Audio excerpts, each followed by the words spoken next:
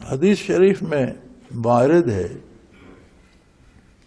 نبی علیہ السلام نے فرمایا کہ بنی اسرائیل میں ایک شخص تھا، وہ جب بالغ ہوا، اس نے ہوش سنبھالا تو وہ دنیا چھوڑ کر ایک ٹاپو پہ، چھوٹا سا جزیرہ تھا ٹاپو سمندر میں، وہاں چلا گیا۔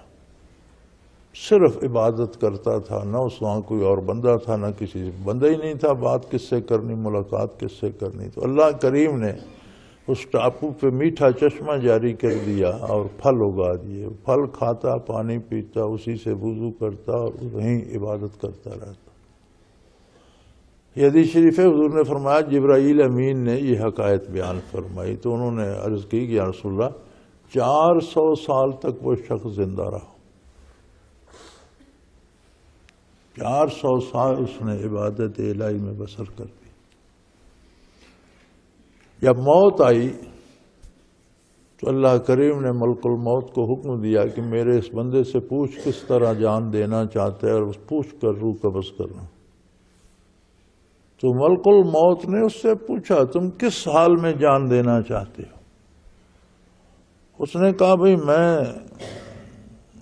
نوافل کی نیت کرتا ہوں، اور جب میں سجدے میں جاؤں تو تم میری روح قبض کر لینا، تاکہ قیامت کو میں سبحان ربی الاعلیٰ پڑھتا ہوا سجدے سے اٹھوں۔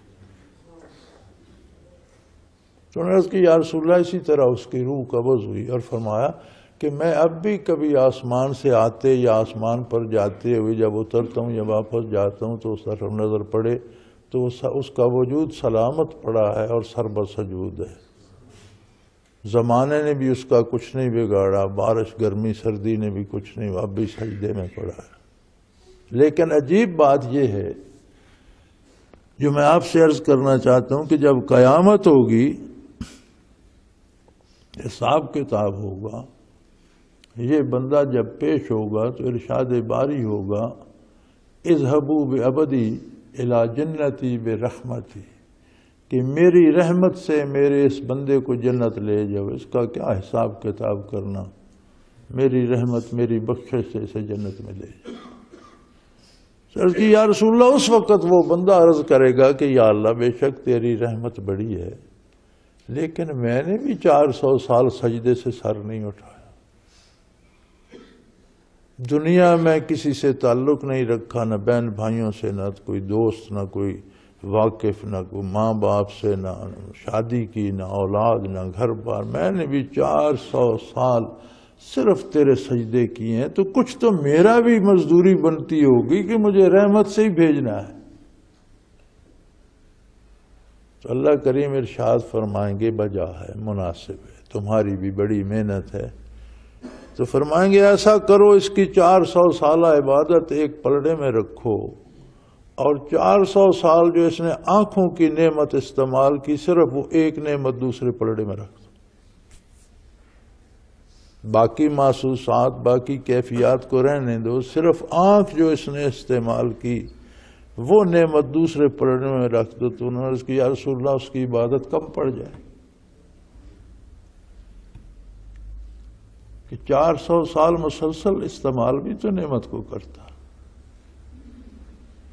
تو ارشاد ہوگا کہ اگر یہ عدل چاہتا ہے تو پھر اسے جہنم میں پھینکو جب تک پوری نہیں ہوتی سزا، جب کتنی نعمتیں استعمال کی ہیں پھر سب کی پوری کرنی پڑے گی۔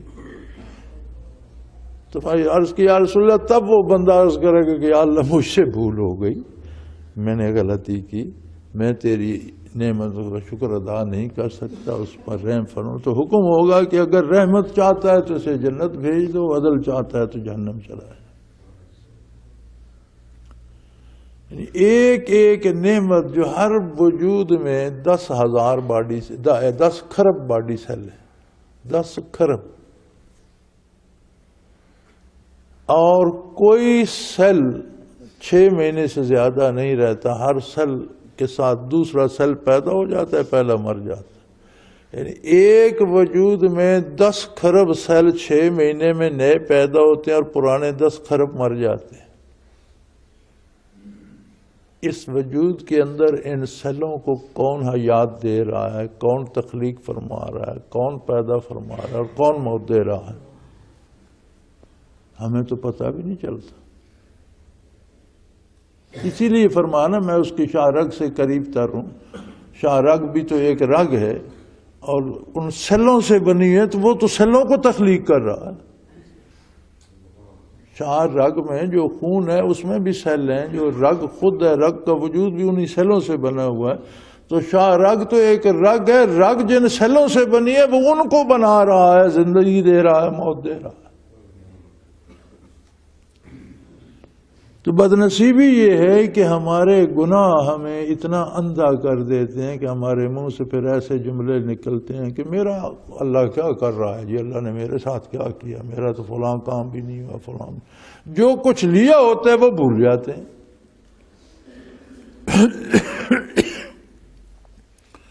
تو یہ گناہوں کی سزا یہ اندھیرے کی طرف لے جاتی ہے، کفر کی طرف لے جاتی ہے. پھر انعامات الہی سمجھ نہیں آتے، نظر نہیں آتے. ادھر سے آدمی پیٹھ پھیر لیتا ہے اور اس کے احسانات بھول جاتے ہیں.